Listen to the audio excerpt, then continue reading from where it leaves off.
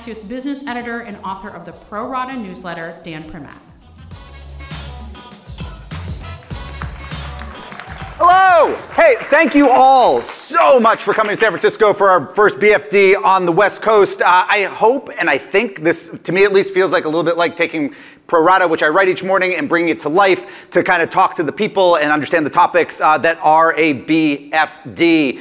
So we're going to kick it off.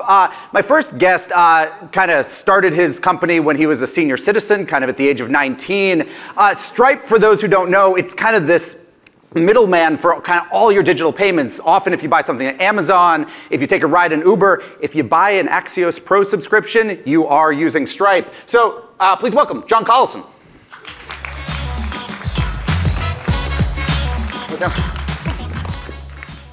John, you wrote, you and Patrick, your brother, you guys wrote kind of your annual letter. And in there, it said that Stripe's mission is to grow the GDP of the internet. But the internet is now kind of ubiquitous. So what does it really mean to grow the GDP of the internet? Well, it is and it isn't. I think it's certainly much more ubiquitous than it was, say, in 2009 when we started writing Stripe. At the same time, remember, 2009, when we started building Stripe, it felt like this internet, it was 8 years post the dot-com crash. If you went up to people in 2009 and said to them, hey, the internet's going to be a big thing, they give you kind of a blank stare, yes, I know that.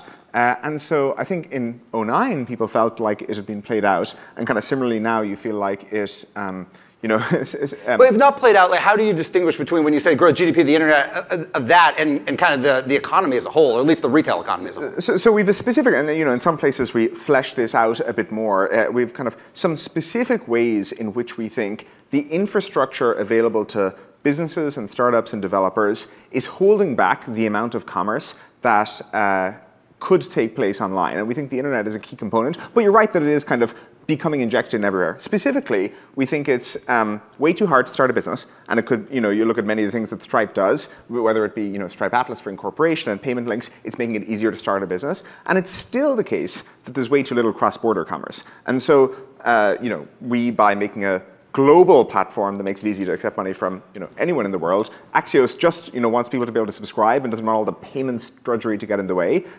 We think you can grow the internet economy that way. And so those are kind of some of the specific ways in which we think Stripe can grow the GDP of the internet. But you're right that it's becoming a pretty big share of overall commerce. Stripe, you guys processed $817 billion, I think, last year in 22. Do you cross $1 trillion this year? Is that your expectation? We will have to, it'll be... You're 4.5 months in. You might have 5 months in. You might have a sense. It'll be in that general vicinity. Okay, that general vicinity. Well, okay, so let me ask. So you guys had a good, you had, by most companies' accounts, a good growth trajectory last year, 26%, but that was slower than 2020, slower than 2021. Should we view Stripe's growth or slowing growth or accelerating growth as a bit of an avatar for the overall US economy?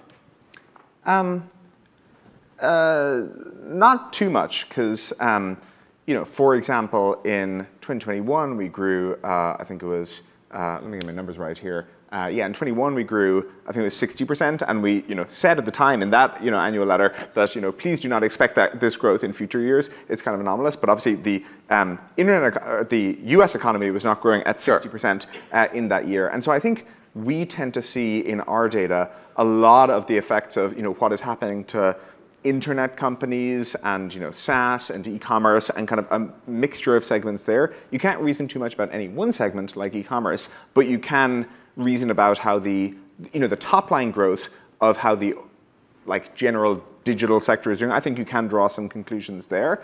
But at the same time, I think people probably fixate a little bit too much on the latest print as opposed to what are the long-term growth trends. So I guess the reason I'm asking is, and you're right, obviously Stripe's growth or not is not the exact same as US GDP. I guess here's what I'm getting at.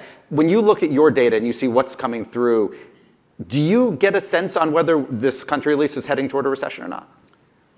I don't think we have the right data for that, because that's like a pretty technical matter, and a 1 point swing makes a difference. And so I don't think we have the data to answer that. Are you as a company does it matter to you? In other words, if we flip into negative, does that matter to Stripe in terms of how you allocate resources, in terms of how you spend? We definitely are planning and have been planning for a while for a much weaker environment over the next, say, 2 years than we have seen over the previous 2 years. And so kind of yes, in that regard, we are planning for a recession where we just want to be able to kind of handle that. The letter had a lot of numbers in terms of growth and customer, et cetera. There were two big ones, though, that was missing, revenue and earnings. Would you like to share revenue or earnings? No. No. OK, so I'm curious, is part of that the reason you haven't gone public yet? A lack of desire to share kind of top-line numbers? They're not that much of a secret in that revenue you could probably make. Well, OK, so let me then, that's fair. So let me ask you. Bloomberg reported last year negative $80 million in EBITDA. Accurate? So I'm not going to confirm or not confirm. I mean, he says it's not that big a secret, so we can share. No one's watching. No, but no, what I will say is just like, again, revenue you can kind of back into if you want. Earnings, we have basically historically run the business on a kind of break-even basis where it's been self-funding, and that's actually pretty important as a conceptual matter to us, where earnings for a bunch of other companies, like within our industry, people are very obsessed with earnings and what's your operating margin and things like that. And if you look at this kind of a cohort of various legacy players, acquirers, the World Pays and FIS and First Data and things like that are kind of run on an earnings basis where people follow the earnings data very closely. I think the big place where Patrick and I and Stripe more broadly disagree with the industry is that we think the internet economy is going to be massive and there's all sorts of big opportunity there. And so why would you overly focus right now on kind of minimizing R&D spend so that you can drive near-term profitability? Stripe has always spent much more on R&D than everyone else in the industry, and that's kind of a strategic difference, such that as a result, it's kind of less satisfying to follow along Stripe's earnings. So, some of your competitors, PayPal, obviously, Adyen, are publicly traded. When they come out with their numbers, what is it you look at?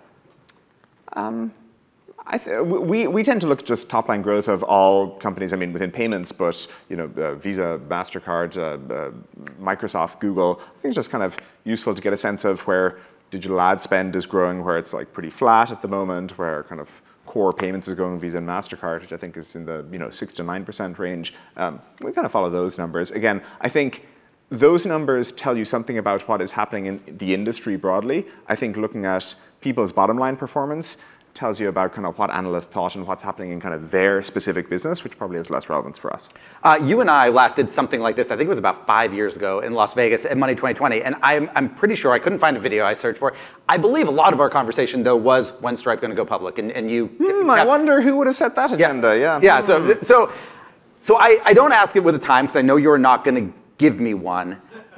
But the company's been around a while. What's the main argument for not being public at this point? And I guess I ask in the context, you guys obviously just did this big fundraise, which was really not for the company. It was to help employees satisfy tax obligations because the RSUs were coming to a time limit. An IPO would have solved that problem. You wouldn't have had to go to the private markets for that, among other things it would have solved. Yeah, I mean, I think you narrowly on that transaction. 5 years ago, you were an outlier. Now you're a big outlier.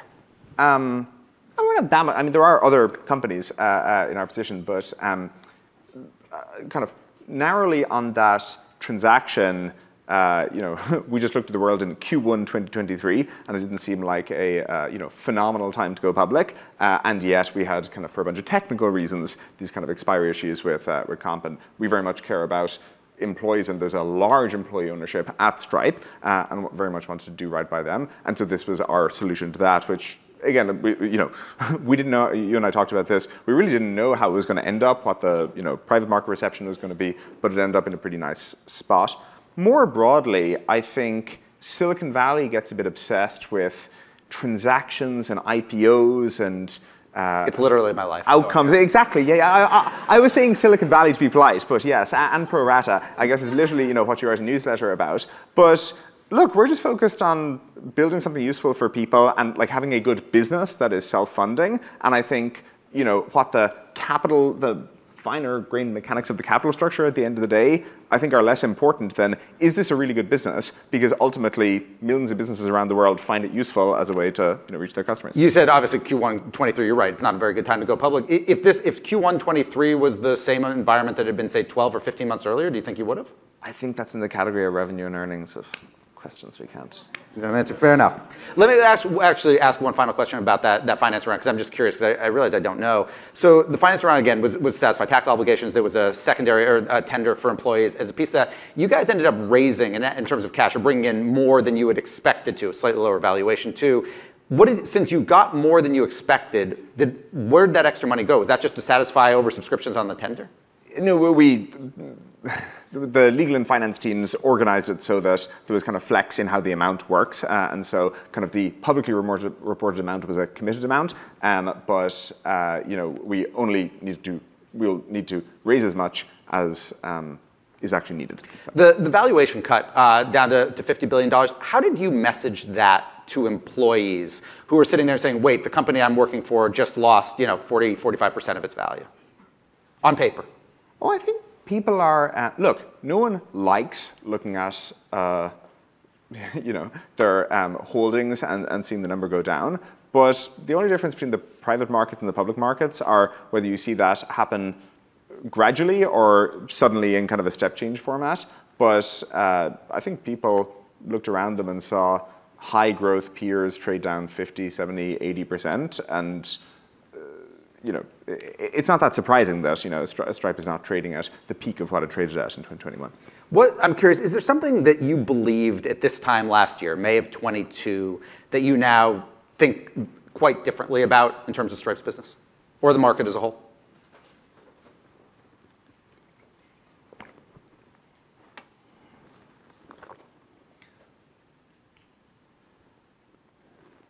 Nothing radically different about Stripe's business. I mean, I think there's certain things that we have finer grained, just we have more depth and precision on as we look at various parts of the business. I think broadly, people during COVID maybe overestimated the long-term change a bit. Like, people in the middle of 2020 and 2021 were putting out all these grand prognostications about the future of work and stuff. And some things have materially changed, but I think people maybe overestimated the long-term change about it. Speaking of overestimated, one of the things that Stripe did during kind of the post-pandemic time was, and you and Patrick have acknowledged this, overhired. And obviously you had to have some painful layoffs, so around 1,100 people. We've seen some companies, large tech companies in the Valley, do a large layoff and then have to come back 5 months, 6 months later and do another one. Is there a chance Stripe will have to do another large layoff? We sized the layoff that we did. Again, when you're saying kind of, are we planning for a recession? We sized, you want to cut once and cut deep. We sized things such that what is the team that we want to have going into what could be a fairly grim, economic climate. And so I feel quite good about Stripe's positioning going into if things get, a fair bit worse. And then there could be upside from there where, you look at certain scenarios and actually, things end up quite a bit rosier. Recently, you interviewed Sam Altman, the OpenAI CEO, on stage. I'm curious, and you talked to him for a while, what was a takeaway for you about how you think AI is going to fundamentally change Stripe's business? I think we should all be very excited about AI. I'm contrarian opinion in San Francisco, I know. But I don't buy any of the doom stuff. I think it'll all be fine. I don't think one should be that worried. But I think there's just some very meaningful productivity improvements. And one way you can look at it is anywhere at Stripe where there's someone doing stuff. You have, how should you model kind of LLMs, and maybe a better version of LLMs, like the accuracy isn't that good there. And one thing Sam and I talked about is it feels like we will solve the accuracy issue so that they're not just making shit up. But anyway, so as you have, stop the hallucinating problem, as they say in kind of the AI speak. And so as you have good tools like that, you can kind of view it as everyone at Stripe has a team of smart, motivated research assistants kind of at their side as they work. That's like a pretty big deal in terms of productivity. And so, macroeconomists like to complain about stagnation and where's total factor productivity going and everything like that. I think we should be pretty excited about AI just making everyone more productive. And that's certainly how we're reviewing it at Stripe, where we are trying to make this very broad-based, where it's not a top-down AI mandate of, we're going to put this in our product or that in our product. What we're trying to do is just get LLMs in the hands of everyone at Stripe, so they can just figure out themselves how it best applies to their work. And then you see a lot of bottoms-up stuff where people are, finding that database query optimization works really well, or all this other stuff. But at Stripe, at least, it's very bottoms-up in how it works, as opposed to coming up with, the new top-down AI rules or something. It's interesting. When I was looking at videos of you recently, in addition to the one with Sam, you interviewed Stanley Druckenmiller at the Stone Conference. So I'm just curious, are you a frustrated journalist at heart? Like, do you want my job just with a better paycheck? Oh, don't worry. We'll get to the Axios revenue and earnings later on. Yeah. We've already been acquired. We're done. We're done. Actually, when's the last time Stripe got a takeover offer or an approach? How long has it been? I can't remember, and if I could, I couldn't tell you. Fair enough.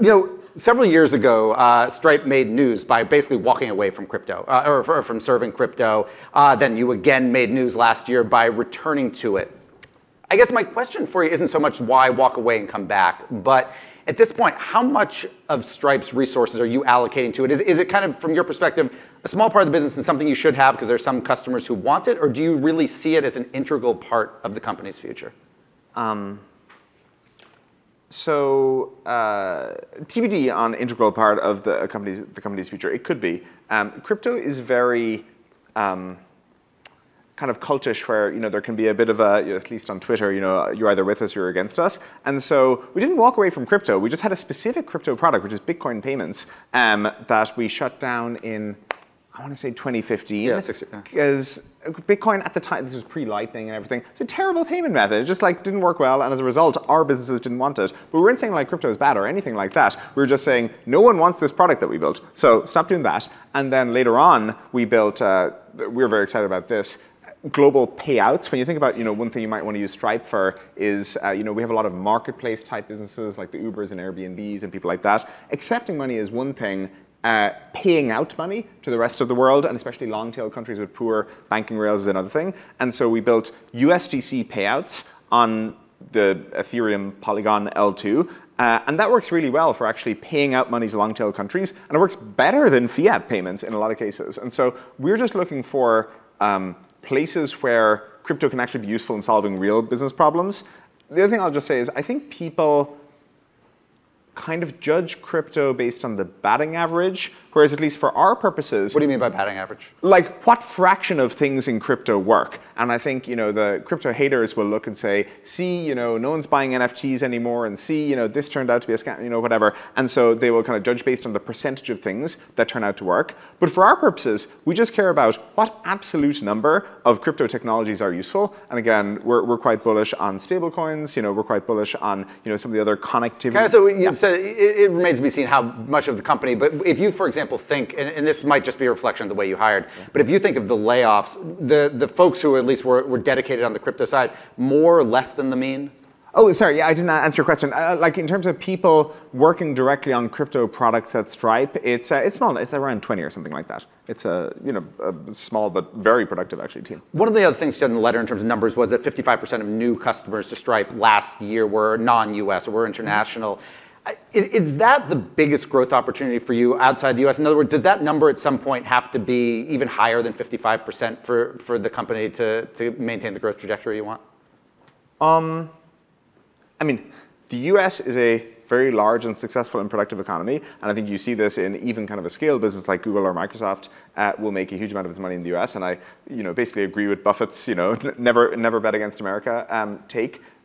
International growth is for sure a pretty big vector for us, and we're quite mature in the US and say Western Europe, but still expanding very rapidly in places like Latin America and the Middle East and Southeast Asia and stuff like that, where there's super interesting stuff going on in payments. It's really not a written book. But we have lots of other axes of expansion. Upmarket is something that's very big for us. You probably saw our Amazon news a little while ago, and we got our start in startups, but now enterprise customers are growing significantly faster than kind of the overall part of the book. So that's a big area. And then we spent a lot of our time, we just had our customer conference last week, we spent a lot of time talking about our revenue and finance automation suite, where this is basically Stripe getting into much more of the software of running your business. Think like managing sales tax and subscription billing and stuff like that. So there's kind of multiple growth angles. So international is for sure a big one, though I mean, the US is still a pretty effective economy. A big conversation, obviously, in San Francisco, and it has been for a couple of years, and you kind of referenced this earlier, is remote work. So I am curious, you live here. You also, obviously, you're from Ireland.